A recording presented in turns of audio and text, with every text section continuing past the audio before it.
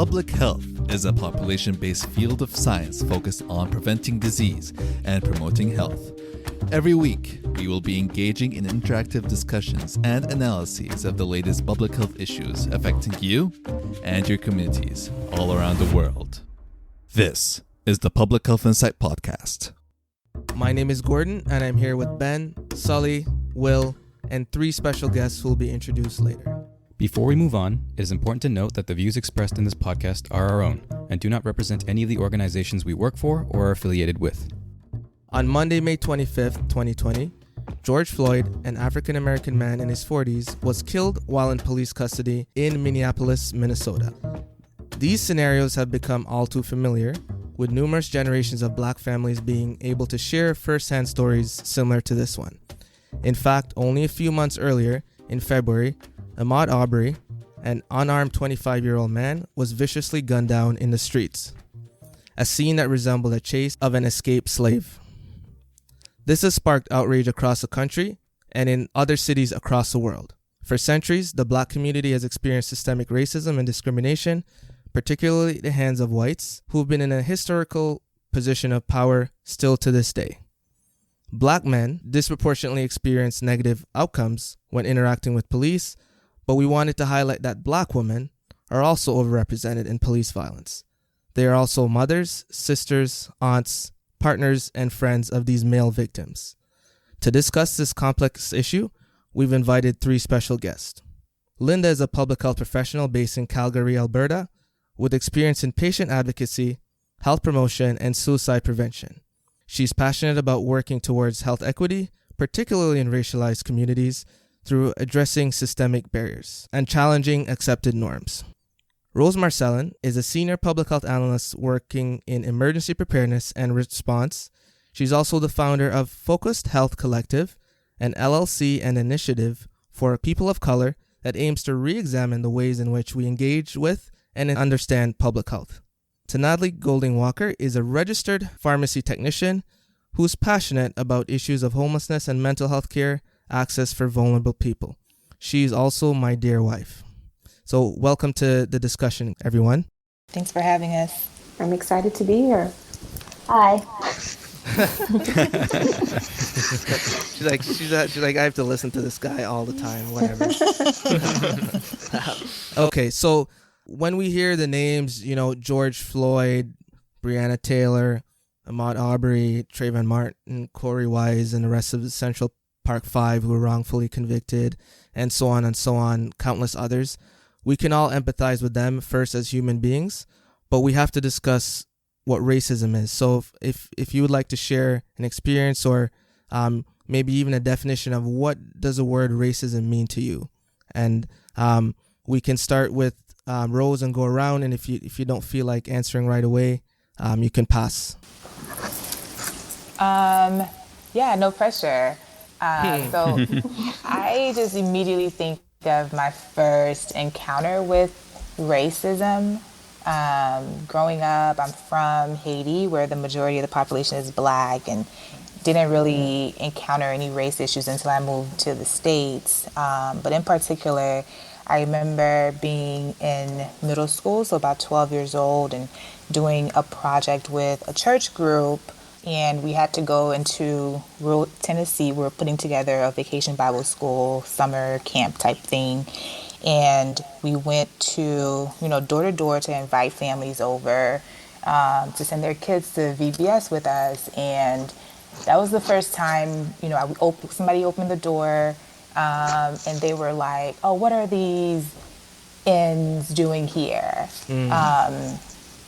And I'll never forget that moment because I've never been called that. I didn't, of course you knew you were different here in the States, right? There's black people, there's white people, there's all kinds of people. But that was the first time I realized that people judged me because of how I looked. So when I think of racism, that memory usually comes to the forefront for me. So yeah, there's elements there of just feeling uncomfortable in a place or at a certain time, feeling that people are out to emphasize some differences that don't have anything to do with your character and so forth. Absolutely. Yeah, I'll go next. So I've experienced racism at several points in my life. I think it's interesting that you pointed to being originally from Haiti, because I am originally from Jamaica, and when you're in a majority black country, so to speak, you don't experience that same type of racism where a country's overwhelmingly white, for example. So I think the Caribbean black experience is different from other black experiences with racism. So in my instance, it was similar. I didn't experience anything until I moved to Canada, and people spat at me. I've had people discriminate against me for wearing a hoodie. Are you here to rob a store? So and then everyone gets those little microaggressions. Where are you from? Where are you really from? So it's like, you want me to say Africa? If you already knew that, then you didn't need to ask me where I'm from. So that's just, in a nutshell, that's my experience. I think for me, when I think about racism, it's important to emphasize it's not always that intentionally violent type of encounter. And I was born in Canada. My parents immigrated here, and so I've never known what it's like to be in an environment where you, I guess, are not different, or where you are the majority. And so, thinking back to my first encounter of racism, it wasn't violent. It wasn't somebody intentionally trying to harm me, but the impact was still harm. And I remember, I was 6 or 7 maybe, and we were in a grocery store, and it was in an area where they did not have a lot of diversity. So it was explained to me after the encounter that actually we were the only black people in that area, and we were just there for a visit. And I remember we were in a grocery store, and a little girl started screaming. She said, "Look, Mommy, look, there's black kids, and she was pointing at us. And I just remember feeling shame. My face felt so warm, and I remember thinking, I'm different, and it's a bad thing. But someone observing could have been like, oh, she's just a kid. She didn't mean anything. And I think in the general population, it's hard to conceive of that action as harm or as racism. So it's important to highlight that we also need to talk about the impact, and it did cause harm. I'm going to start with kind of my understanding, and I'll give a couple of definitions of when I think of the terms racism, prejudice, and discrimination, because I think these three terms are very closely related, and they kind of build upon one another. So when I hear racism, I understand it as a belief that an individual's race is the primary determining factor of that individual's, I guess, capacities and capabilities. And that the belief of racism is that people think racial differences are used to distinguish whether someone is superior or inferior to another person. For me, prejudice is a preconceived notion or opinion that is not based on reason. That is just purely based on God knows whatever source that information comes from. And lastly, discrimination. I understand it as the unjust treatment of people on the grounds of any kinds of differences. So this can be age, sex, gender, race, etc., etc. And so when I think of these three terms, racism to me is the way of thinking and the belief that an individual holds, whereas prejudice and discrimination, I tend to classify them as the actions that stem from racism. And I would like to share, I guess, my personal experience with this topic. And I think it's pretty timely given right now because, there's still the ongoing COVID-19 pandemic. And this kind of happened this past February. And honestly, I think when I think back to all the racist moments and racist encounters that I've had in my life, this for some reason stands out because I would say it's one of the few times where I've felt genuine anger and also just disgust in, I guess, myself, and also just something that I cannot control. So what happened was I was going from Toronto, Canada, back to Ottawa, Canada, after visiting some family and friends. And this was right near the beginning of when WHO had announced COVID-19 as a public health event of international concern. And so I was here sitting on the train by the window seat with an open aisle seat beside me. And I remember clearly that a gentleman came in and was about to sit down. And it wasn't a super full train at that time. But anyways, he called over one of the workers, and he was like, "Hey, excuse me, I was wondering if I can change my seat." And then I started looking at him, and the worker was like, "Oh, sir, like what's wrong? Is this the wrong seat?" And he was like, and no joke, his exact words were, "Oh, with the whole current coronavirus thing going on, you never want to be too careful." And then he like had like a little like nervous little chuckle kind of thing. And I just looked at him and I was like, "Buddy, you realize that just because you're sitting beside a Chinese person doesn't mean that you're going to get coronavirus." And he, instantly he came, tried to defend himself. "Oh, it's no, it's because I'm sick. I don't want to get you sick." Yeah. And honestly, man, I think it's just at that moment I've never felt so uncomfortable, because I think being a visible minority, I guess I'm sure we've all had the thoughts and just that feeling that people are talking about us behind our backs, talking about us because of whether it's our cultural practices or just even the way we talk. But having someone say that right to your face in just such a public space, I think I was both embarrassed but also angry, and just so many emotions flying at me at the same time. Yeah, I think if you know me at all, I don't like definitions. I think academics try to find different words for things that don't have any meaningful differences, in my opinion. But in this case, it is an important distinction, because when you call someone a racist, for example, right?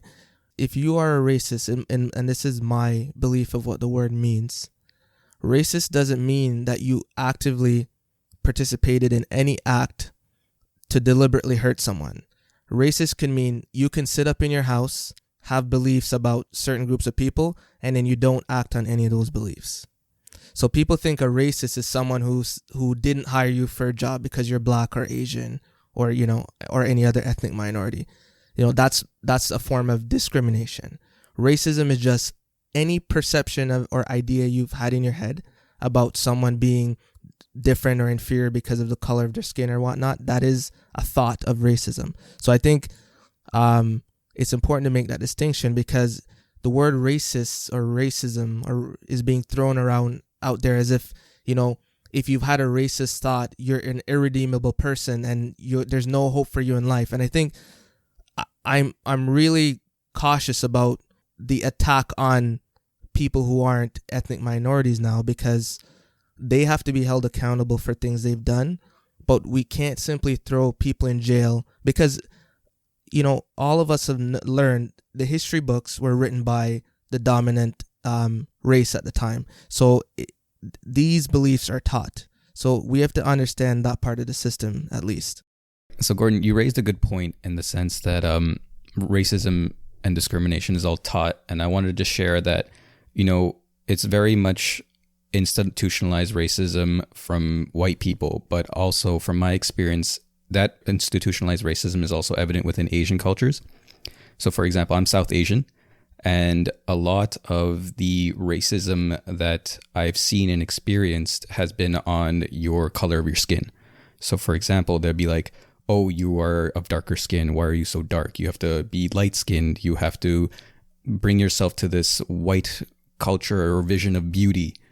And there's a lot of microaggressions within my culture in the sense of even the media that they produce, where you'll have like those Bollywood movies or those dance numbers. And if you look at it, the two main brown people are extremely light-skinned through makeups and special effects. And if you look at the backup dancers, they're all white people. There is no multiculturalism going on. It doesn't make any sense to me. So it's unfortunate that it's not just these institutions created by white people, but it's also inside our own ethnic minorities that we have to have these difficult conversations with ourselves and acknowledge, hey, we're not as great as we think we are. And there's a lot of work to be done here. That's a good point, Ben, because in Jamaica, there's something that people do called bleaching. And bleaching is a chemical, and I heard the so I'm sure you guys agree. And what it is people put chemicals on their skin. So people, I can speak for people, Black Jamaicans, put chemicals on their skin to have an appearance of being lighter, because it is perceived across the world that being lighter makes you more desirable or better. So even within these cultures, Ben, that you're mentioning, it's almost like a brainwashing happened that because you're this color, you are inferior. So this message is even resonating with the people that are being oppressed.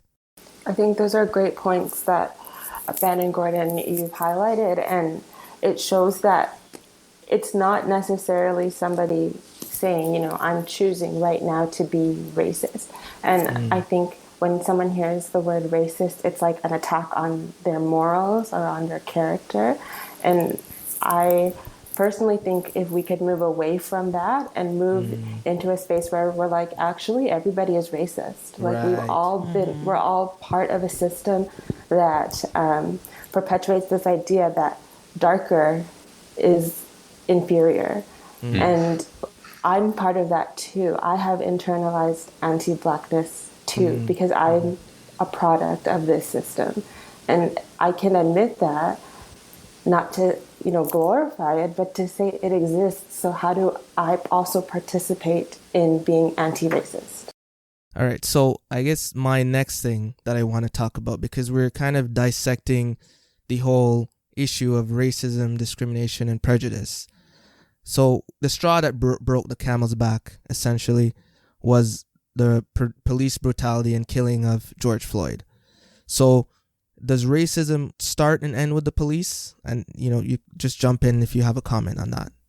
So I think that it doesn't begin and end with police. I can't remember who had said it, but it is one of those things where it begins at home, because police officers, it's not like they're, born and just have these thoughts. This is something that was taught to them, that they grew up with, and then even within the workplace, it's something that's shared, and then everybody else acts on it as well. So the police officers that were arresting George Floyd, not all of them were white, so we have to remember that.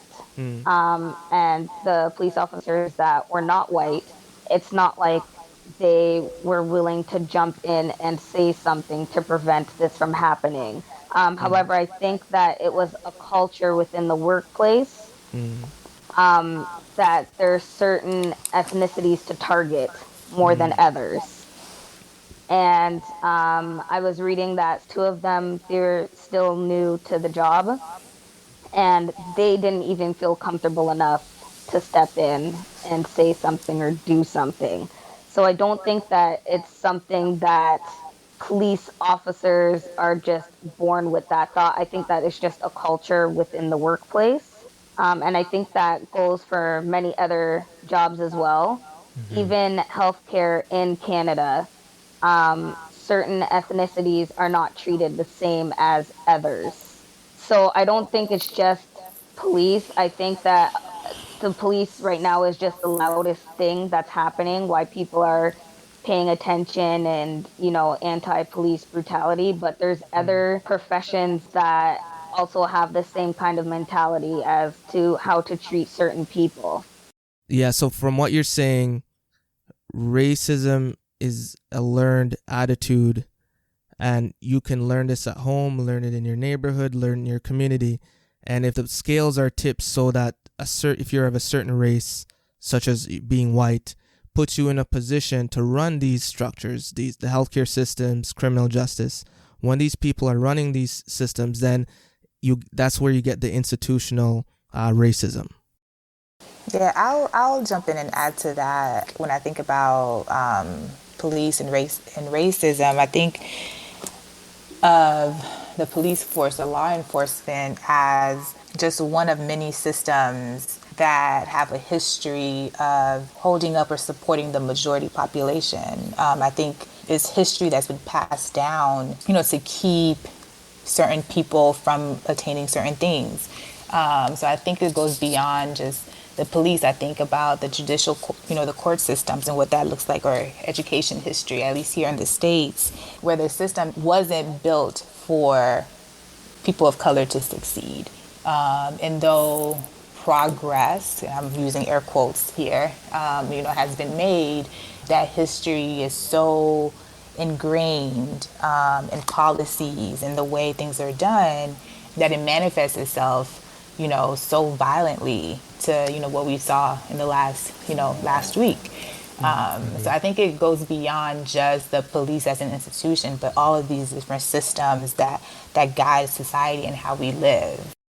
And that's an important point, because I don't think if you're on the outside looking in, people don't understand that the Black experience, so to speak, and I know there's a lot of diversity within the Black community, and I acknowledge that is the case, but from the general Black experience, some communities, when Black people see cops, it's not a safe and comforting sight.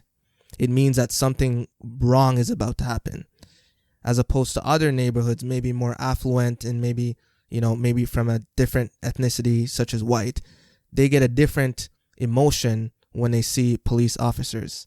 And this is kind of the cycle of mistrust and police brutality against regular civilians, because when this stuff, we have cell phones and cameras now to document a lot of these things, and that's social media does have some good elements to it in this case, but there in previous history, these stuff weren't recorded.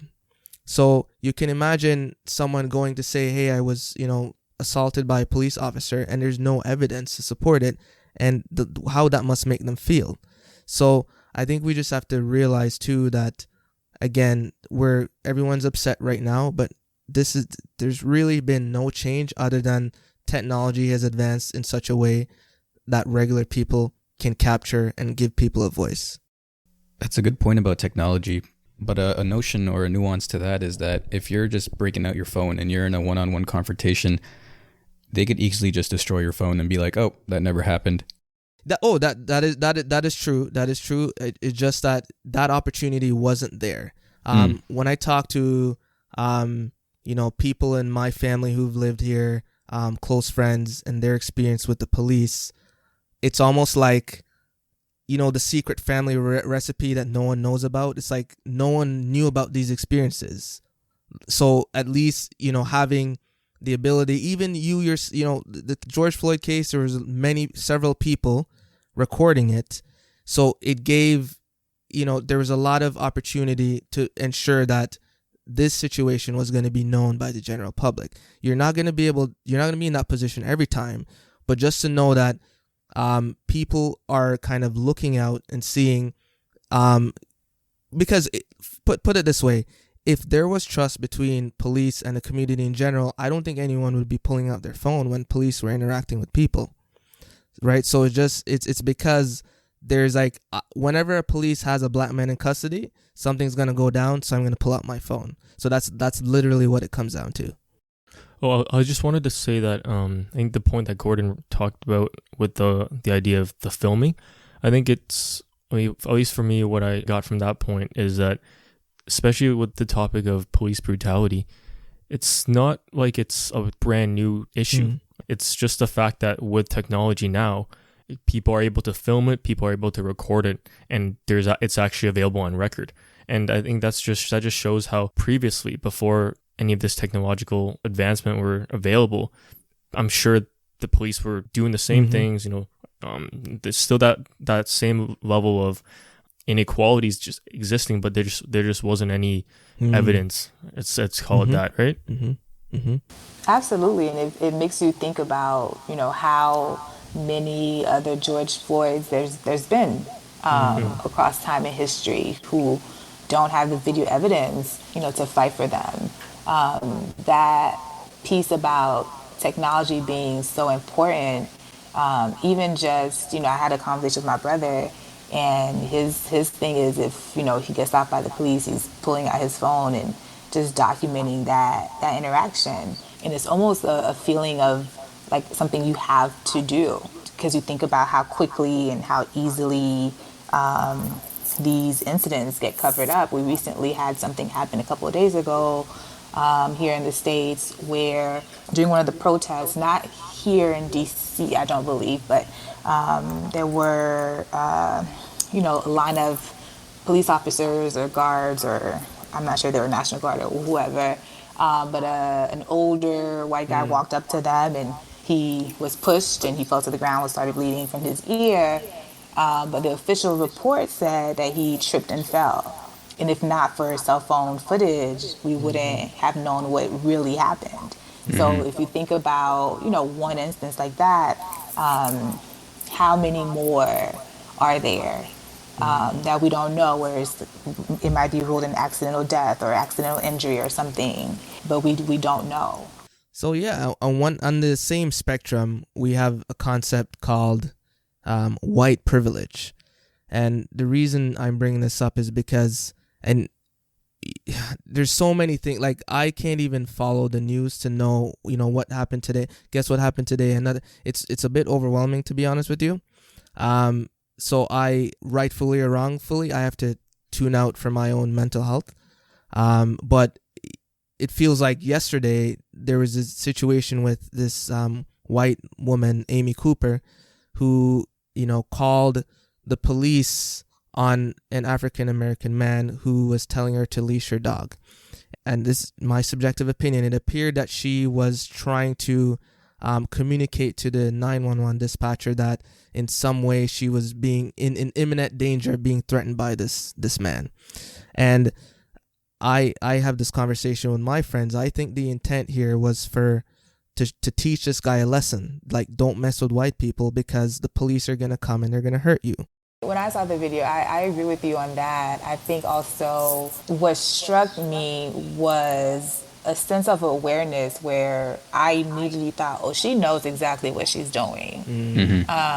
This isn't a moment of fear or I'm just going to say something. Like, no, this is calculated. And in my opinion, she understood the power of a white woman's words against a black man. And so that's what made the video even more vile to me.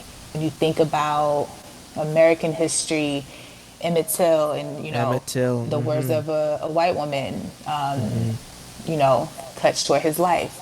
And that privilege that comes with being a white woman in America, it exists. And she used that as a weapon with that phone call. It's so disgusting to me when I think about it and just hearing the inflection in her voice and how that changed. And ultimately, she knew there was a leash law in the park. So to me, it's almost calculated in that regards, which makes it even worse. What about the aftermath when she was doing interviews and different networks and saying that now her life is ruined and of course. She can't move forward. And it's like, I still don't think that it has set in with her that her actions could have been worse for somebody else. Can you imagine if this gentleman wasn't reporting what was happening, what was being said, and the police had showed up? Like, what would have been the end of that story? So I don't even think that she feels bad or recognizes that what she did was wrong, because now she's on TV saying, woe is me. You know what that reminds me of? Sorry to get into the world of sports, but Drew Brees is a quarterback for the New Orleans Saints, and he was essentially asked his thoughts on protesting during when the NFL does come back. Sorry if I'm paraphrasing. When NFL does come back, how would he feel if African American athletes or their teammates protested during the national anthem? And then you all know what he said about, in my opinion, it's a disrespect to the flag, blah blah blah. And there's not a lot of connection here, but the point I'm trying to make is there's this element of selfishness here and entitlement that prevents you from seeing what's right in front of you. And I think that's what's the commonalities are in the situation. Even though she was reprimanded, she's okay. What about me? And that, we're not talking about you. We're talking about how can you look at this guy who has imagine like a guy with his knee in your neck on the pavement. And then you want to talk about you, and you want to talk about your grandfathers fighting for the flag and blah, blah, blah, when there was still segregation and all that stuff. So it just shows a lack of awareness intentionally. I call this willful ignorance and this level of selfishness. I know Will's been dying to talk about Drew Brees. Oh, man. Yeah. Go for it.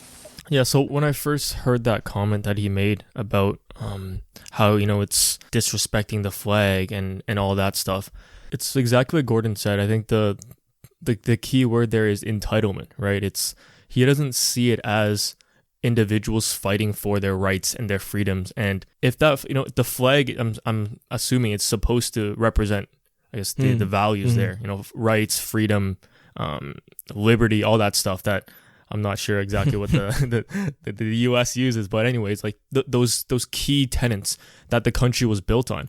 If those tenets are so important to you, and that you're saying that, don't be disrespecting those the flag, don't be disrespecting what the country is built on, you're literally being like the hypocrite, because these people here are fighting for even the possibility to have that freedom.